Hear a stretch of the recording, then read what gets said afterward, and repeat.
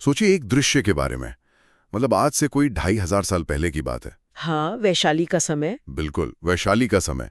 भगवान बुद्ध 80 वर्ष के हो चुके हैं और उनका महापरिनिर्वाण यानी इस दुनिया से उनकी अंतिम विदाई बस कुछ ही समय दूर है। बहुत ही भावुक पल रहा होगा वो। हाँ, है ना। वो अपने भिक्षु संघ को इकट्ठा करते हैं। ये उनका बिल्कुल आखिरी और सबसे ज़रूरी संदेश देने का समय है। अब कोई भी आम इंसान यही सोचेगा कि 45 साल तक लगातार जो उपदेश दिए, हजारों बातें बताईं, उन सब को आखिर कोई कैसे समेट सकता है। सही बात है, इतने विशाल दर्शन को समेटना आसान नहीं है। लेकिन आज हम जिस स्रोत सामग्री पर यह गहन चर्चा कर रहे हैं, विशेषकर दीर्घ निकाय का महापरिनिब्बाण सूत्र और मध्यम निकाय के कुछ अंश, उनका लक्ष्य बस एक ही बड़े सवाल का जवाब देना है। और वो सवाल ये है कि क्या इस पूरे जीवन दर्शन को एक छोटे और सटीक ढांचे में ढाला जा सकता है? बिल्कुल। और बुद्ध ने ठीक यही किया भी। मतलब उन्होंने अपने इतने बड़े दर्शन को सिर्फ 37 बिंदुओं में समेट दिया। तो चलिए इसे अच्छे से समझते हैं। आज की दुनिया में जहाँ मतलब हर तरफ से ज्ञान और जानकारी का एक ओवरलोड हम पर गिर रहा है, ये 37 पॉइंट्स का सिस्टम मुझे एक अल्टीमेट सर्वाइवल गाइड जैसा लगता है। हाँ, और यहाँ जो बात सबसे अधिक रोचक है वो ये है कि उन्होंने भिक्षुओं से सिर्फ इन 37 धर्मों को सुरक्षित रखने और अभ्यास करने को कहा। इन्हें 37 बोधिपक्षीय धर्म कहा जाता है। बोधिपक्षीय धर्म मतलब ज्ञानोदय की तरफ ले जाने वाले तत्व। एकदम सही। और ये कोई नियमों की सूखी सी लिस्ट नहीं है जिसे बस रट लेना है। अगर हम गहराई में जाएं तो ये एक बहुत ही वैज्ञानिक प्रक्रिया है। मन का एक ऑपरेटिंग सिस्टम कह लीजिए, जहां एक गुण स्वाभाविक रूप से दूसरे को जन्म देता है। पर मुझे एक बात खटक रही है, 37 पॉइंट्स भी तो कोई कम नहीं होते। क्या ये मतलब जानकारी का एक और ओवरलोड नहीं है? शुरुआत में ऐसा लग सकता है, पर इसमें कोई भी तत्व हवा में नहीं है।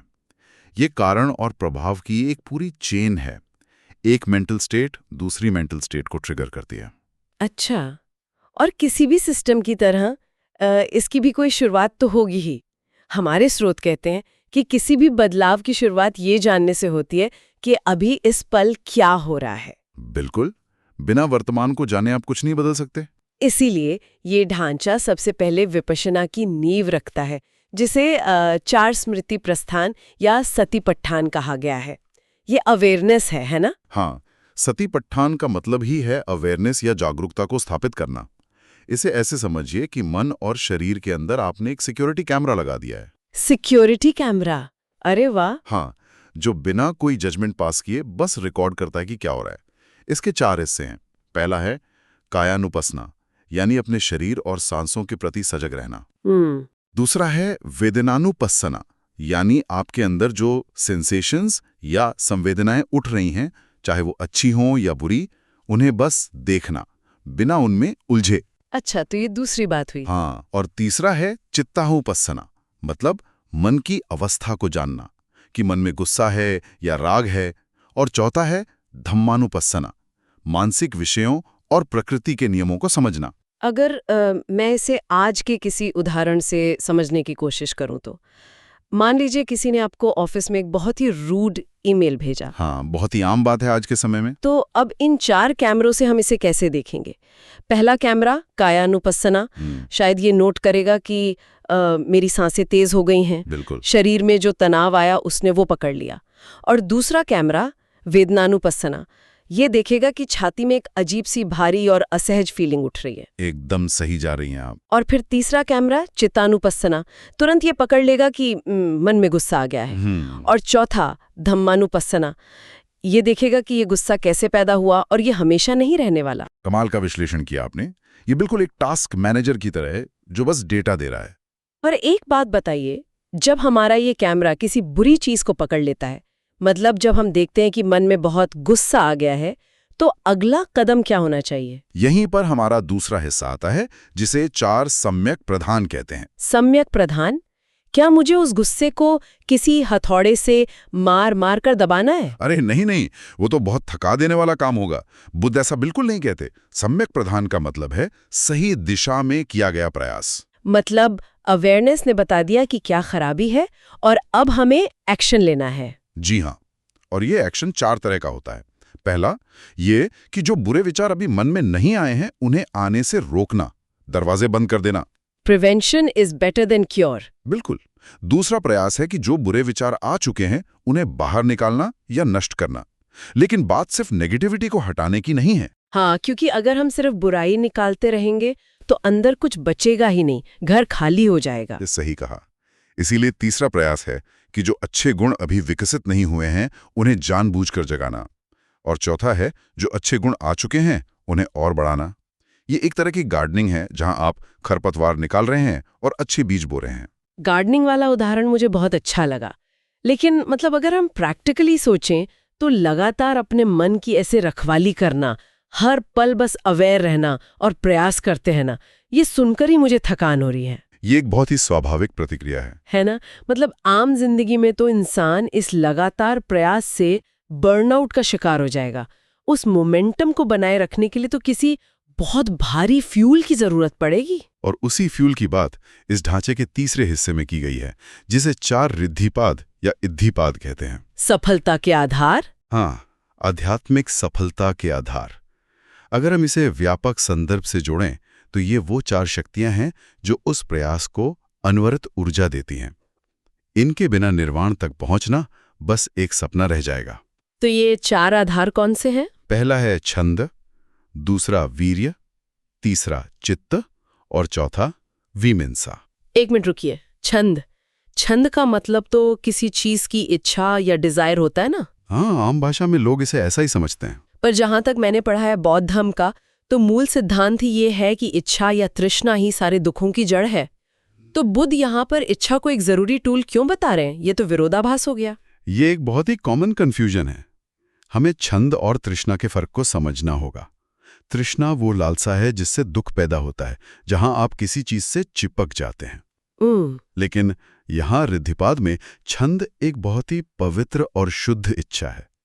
यह सही मार्ग पर चलने की एक तीव्र आकांक्षा है। अच्छा, मतलब ये वो अंदरूनी आग है जो आपको सुबह बिस्तर से उठने पे मजबूर करती है, लेकिन इसमें कोई टॉक्सिक अटैचमेंट नहीं है। बिल्कुल सटीक।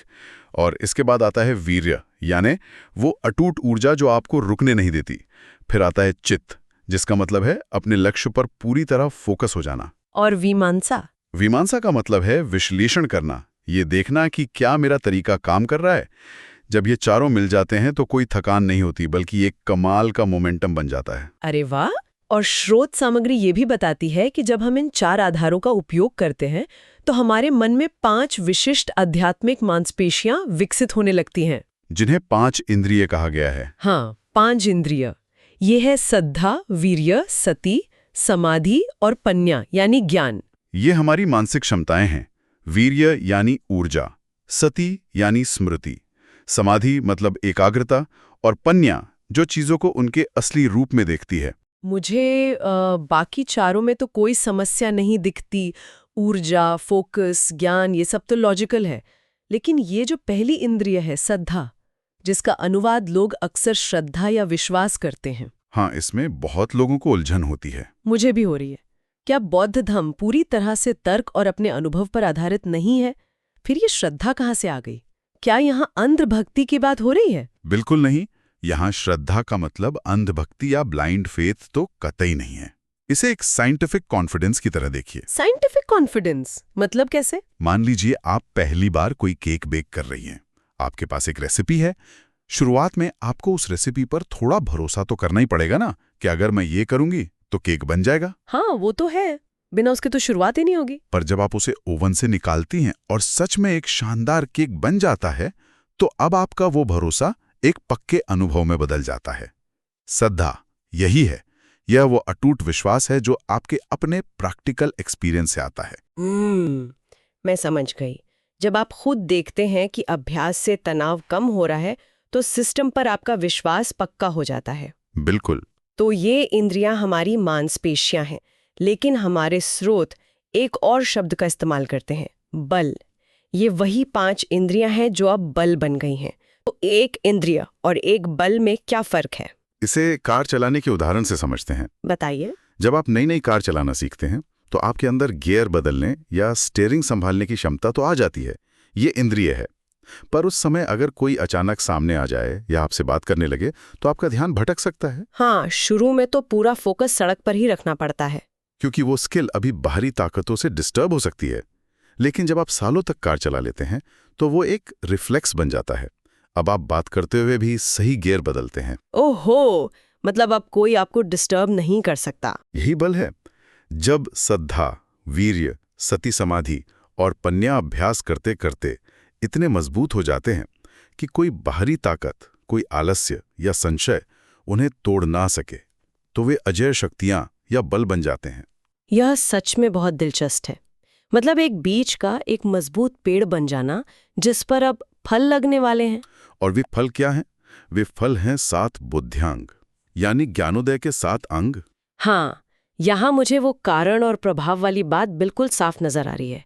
ये कोई रैंडम लिस्ट नहीं है, ये तो एक डोमिनो इफेक्ट है, जहाँ एक चीज गिरती है तो दूसरी अपने आप शुरू हो जाती है। इसे समझना बहुत ही रोमांचक है। जब आपके बल पूरी तरह पक जाते हैं तो ध्यान की गहराई में ये 7 अंग प्राकृतिक रूप से एक के बाद एक प्रकट होते हैं। तो चलिए इस चेन रिएक्शन को ट्रेस करते हैं। शुरुआत होती है सती या माइंडफुलनेस से। जब मन पूरी तरह वर्तमान में होता है तो क्या होता है? तब मन चीजों की असलियत को देखना शुरू करता है। इसे धम्म विचय कहते हैं, जो सत्य का सूक्ष्म अध्ययन है। आप बस बैठे नहीं रहते, आपका मन एक साइंटिस्ट की तरह काम कर रहा होता है। और जब आप किसी सच्चाई को डिकोड कर लेते हैं, वो जो एक आहा मोमेंट होता है, तो आपके अंदर एक कमाल की ऊर्जा दौड़ जाती है। ये तीसरा अंग है, वीर्य। और जब ये शुद्ध ऊर्जा मन में दौड़ती है तो शरीर और मन में एक बहुत ही गहरा आध्यात्मिक परमानंद पैदा होता है, जिसे पिति कहा गया है। परमानंद। पर बहुत ज्यादा एक्साइटमेंट तो ध्यान भटका भी सकती है ना? सही सवाल है। इसीलिए पिति के बाद शरीर और मन अपने आप एक बहुत ही गहरी शांति और विश्राम की अवस्था में चले जाते हैं, जिसे पसद्धि कहते हैं। शरीर एकदम हल्का हो जाता होगा। हाँ, और जब शरीर इतना शांत हो तो समाधि, जो छठा अंग है, वो बिना किसी कोशिश के अपने आप घटित होती है। और इस पूरी चेन का एंड पॉइंट है 7वां अंग, उपेक्षा, यानी समता। बिल्कुल। मतलब मन का एक ऐसा बैलेंस जहाँ कुछ भी हो जाए, सुख हो या दुख, मन पूरी तरह तटस्थ रहता है, कोई फर्क नहीं पड़ता। ये तो सीधा निर्वाण का दरवाजा लग रहा है। ये प्रक्रिया खुद में एक मास्टरपीस है। देखिए, किसी गुफा में तो बैठे नहीं है, हमें ऑफिस जाना है, परिवार संभालना है, तो इन 37 तत्वों को हमारे इस डेली लाइफ के ढांचे में कैसे फिट किया जाए? इसका जवाब भी हमारे स्रोतों में है। भगवान बुद्ध ने एक मास्टर ब्लूप्रिंट दिया है जो इस पूरी प्रक्रिया को समेट लेता है। इसे आर्य अष्टांगिक मार्ग कहते हैं। The noble 8-fold path. हाँ, ये दैनिक जीवन का वो ऑपरेटिंग मैनुअल है जिसे 3 मुख्य हिस्सों में बांटा गया है: शील, समाधि और प्रज्ञा। अष्टांगिक मार्ग, इसके 8 कदम हैं: सम्यक दृष्टि, सम्यक संकल्प। फिर शील यानी नैतिकता से जुड़े कदम आते हैं, जैसे सम्यक वाक, मतलब सही बोलना, बिल्कुल। सम्यक कर्म और सम्यक आजीविका, जिससे दूसरों को नुकसान ना हो। पर मुझे यहाँ हमेशा एक डाउट रहता है, मतलब ध्यान या एकाग्रता के लिए मुझे सच बोलने या सही काम करने की क्या जरूरत है? क्या मैं किसी से झूठ बोलकर कमरे में अकेले बैठकर आंखें बंद करके फोकस नहीं कर सकती? इसका साइकोलॉजिकल कनेक्शन क्या है? ये बहुत ही गहरा कनेक्शन है। जब आप झूठ बोलती हैं या कोई गलत काम करती हैं तो आपका अवचेतन मन गिल्ट और डिफेंस मोड में चला जाता है। अंदर एक बेचैनी सी रहती है। हाँ, और जब आप ध्यान में बैठकर मन को शांत करने की कोशिश करती हैं तो वही बेचैनी, वही गिल्ट सरफेस पर आ जाता है। बिना शील के मन कभी भी उस रिलैक्सेशन या पसिद्धि तक नहीं पहुंच सकता जो समाधि के लिए चाहिए। ओहो, मतलब नैतिकता कोई भगवान की दी हुई सजा या नियम नहीं है, बल्कि डीप फोकस हासिल करने के लिए एक जरूरी साइकोलॉजिकल ग्राउंडवर्क है। Mind blowing. और इसके बाद के कदम देखिए: सम्यक व्यायाम, सम्यक स्मृति और सम्यक समाधि। क्या आपको इन नामों में कुछ जाना पहचाना लग रहा है? 1 मिनट। सम्यक व्यायाम, ये तो वही 4 सम्यक प्रधान हैं जिनकी हमने शुरुआत में बात की थी। बुरे विचारों को रोकना और अच्छाई को बढ़ाना। एकदम सही पकड़ा आपने।